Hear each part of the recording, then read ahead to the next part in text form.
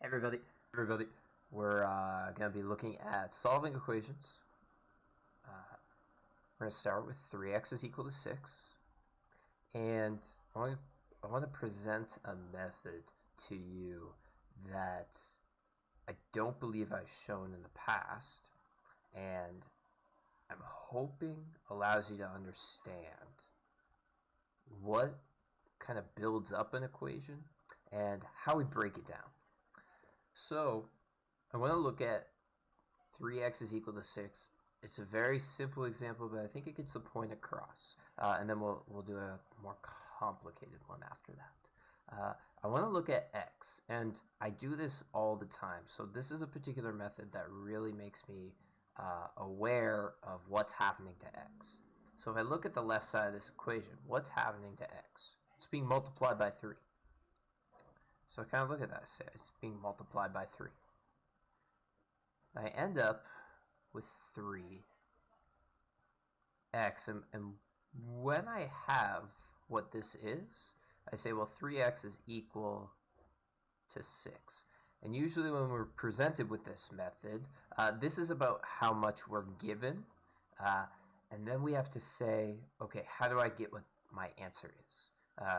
So however many kind of steps you do to build up the equation is the exact same amount of steps you do to break down the equation. And we always want to think of the opposites. So what's the opposite of multiply by 3? Well, it's divide by 3. And so I actually want to say to myself, what's 6 divided by 3? Well, that is 2. And when I have something across from x, well, x is equal to 2. So this is a method I find that really helps understand what we're trying to do. Let's attempt another example for this. 2x subtract 3 is equal to 15. So we start with x. And the first thing that happens to it is I multiply it by 2. I get 2x, followed by a subtraction of 3.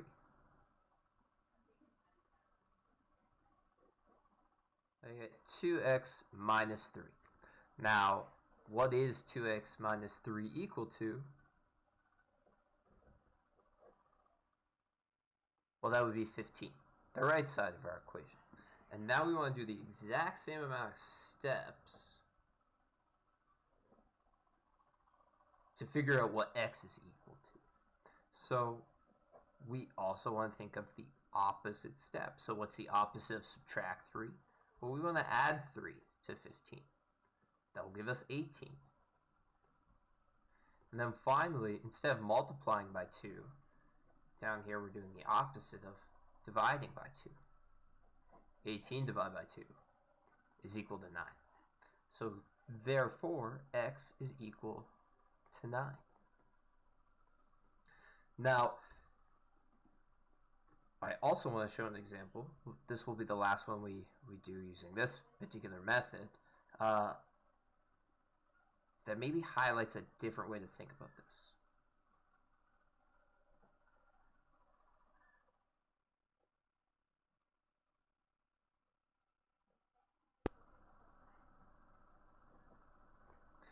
Okay, so I have negative 3 multiplied by x plus 3 is equal to 2. And so we'll do our box method again. And I want to say, what's happening to x? Well, if I look at this particular equation, x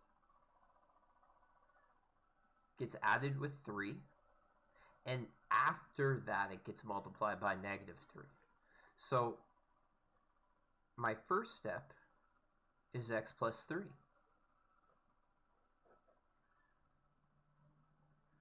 After this happens, we get multiplied by negative 3.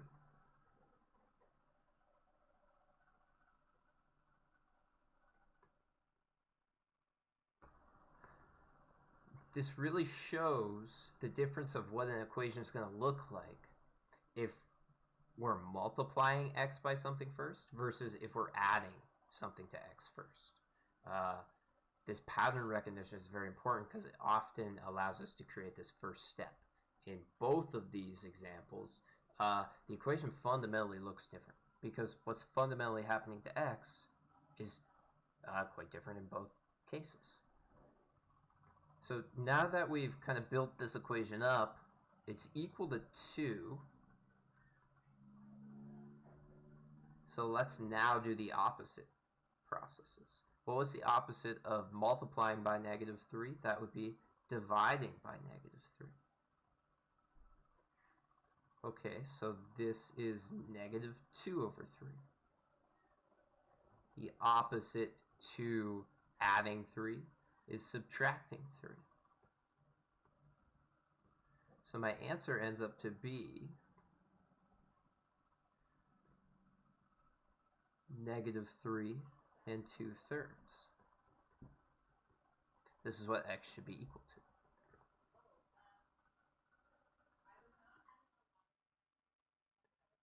This particular method kind of has a very simple name, in my opinion. I just call it the box method, where we are very simply drawing boxes to show how the equation builds up, and then that will allow us to think oppositely to all those operations that build up the equation so that we can break it down and find out what x is equal to.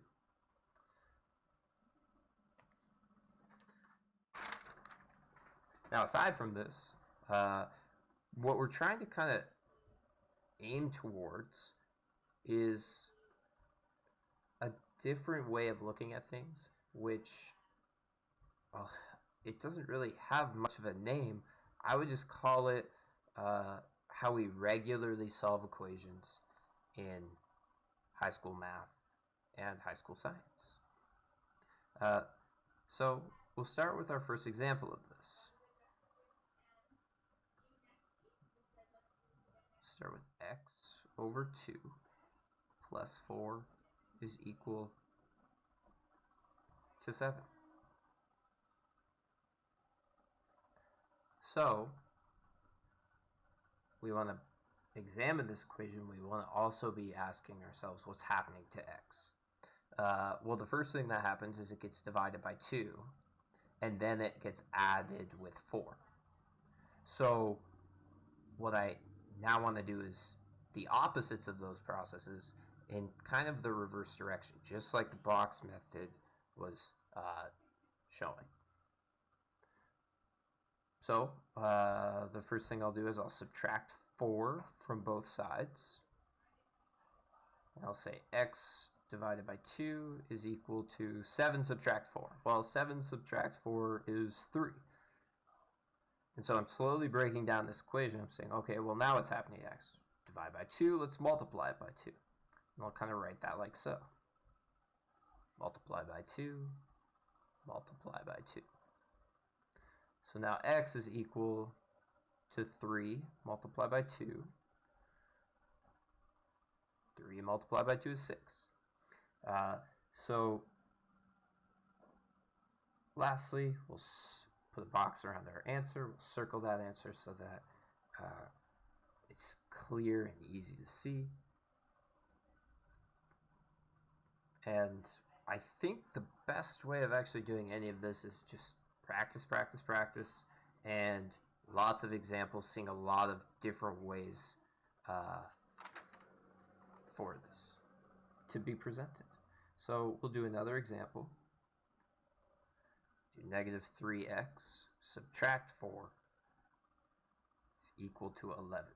I always encourage this very simple thing, and sometimes it may seem redundant. However, often we're presented with equations that are on maybe another piece of paper or digitally.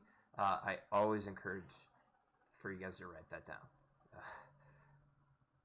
I can't tell you how useful that has been to me in my life for mathematics, as I always just rewrite the equation. For some reason, that just helps my brain process what's happening, and by the time I'm done writing the equation, I already am kind of processing what to do first. So I want to get rid of the minus 4 first, and then by doing that I would add 4. 11 plus 4 is 15. After this I want to divide both sides by negative 3. And that would cancel out. So I have x is equal to whatever 15 divided by negative 3 is. That happens to be negative 5. It may be useful for you to kind of highlight what it is you are doing in terms of operations, perhaps just maybe even on the side to say, okay, what am I doing here? Well, I'm adding 4 to both sides and then dividing by negative 3, just to keep track of what you should be doing, because sometimes that can be difficult.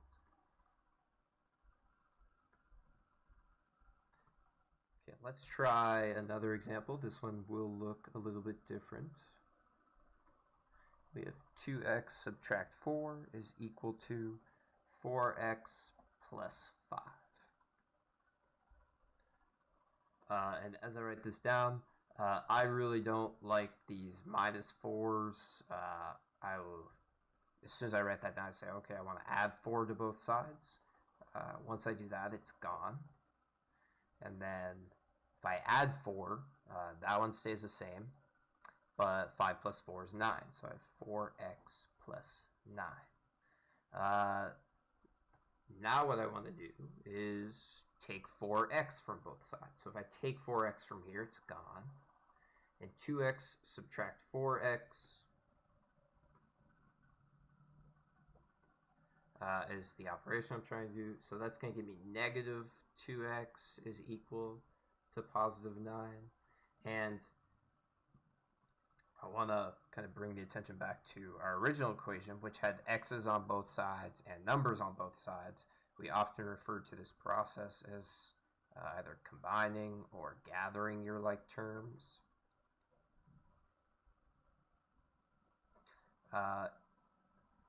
In other words, I want to get the numbers on one side and all the variables or the letters on the opposite side.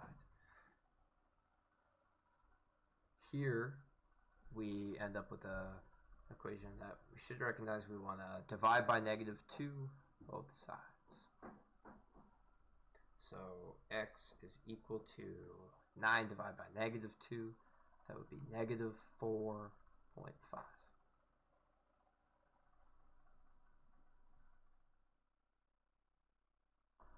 Okay. So now that we've kind of gone through a few examples, I want to take a look at how we know if we're right and try to always provide answers with my practice that I give. But one of the ways you can know if you're right is very simply by kind of checking things, and we can do that here, for example. So this would be referred to as checking to see if you're right. We kind of plug the answer in. So if I got x is equal to negative 5, let's put negative 5 in for x, and we put that into our regular equation, our original equation, and we just kind of evaluate things. So negative 3 times negative 5, that's positive 15, and I actually wrote down the original wrong. This was minus 4, so I want to change that here. So 15 subtract 4, that's 11. 11 is equal to 11. This much is true. When you get this one number is equal to the same number, you know that the thing you put into the equation is actually the correct answer. Now, for example, what might happen if you put in the wrong answer? Like positive 5 here is equal to 11. Well, when we kind of evaluate that, what we should get is we might be wanting to get this because we believe we're right. And if we evaluate this, we'll get negative 15 subtract 4 is equal to 11. Well, negative 19 is not equal to 11. Those aren't the same numbers, so that means that the original kind of x value we plugged in is not what x is equal to satisfy the original equation. Now I chose positive 5 because it becomes very clear to me that this could be a mistake that people make. 15 divided by negative 3. Okay, plus 5. If we're doing that quickly, perhaps we're doing it a little bit too hastily or carelessly, and we get the wrong answer. This is one of the ways we can check. Now, the other thing we may want to look at is the fact that I do provide a lot of answers with the work that I give to you. So if you were to get positive 5 for an answer, but the answer should be negative 5, I think we have to go back to our original process. So and double check, because we might have been trying to do things by hand, and I always encourage try to do it by hand, but then check it with the calculator just to make sure. So that's why this comes in handy. So what I did first was I added 4. So 11 plus 4, okay, 15. Well, that's what I had, so I know I'm right there. So the first step was correct. Okay, and then I divided by negative 3. Okay, so divide by negative 3, that's negative 5. Okay, well, if we had that, our process was right. But if we have positive 5 here, we know which step we made a mistake on. Okay, so let's try one more.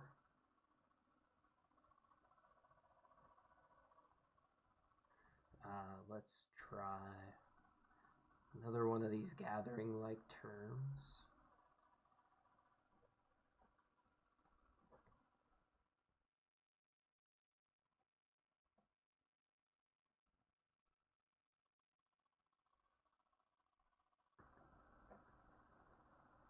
So 5x minus 10 is equal to 3x plus 4. I'll give you a moment to go ahead and try and solve that on your own. So you guys can pause it. Here's the solution. I'm going to take 3x from both sides. That will give me 2x minus 10 is equal to positive 4. I'll then add 10 to both sides. 2x is equal to 14. I will then divide by 2. X is equal to 7.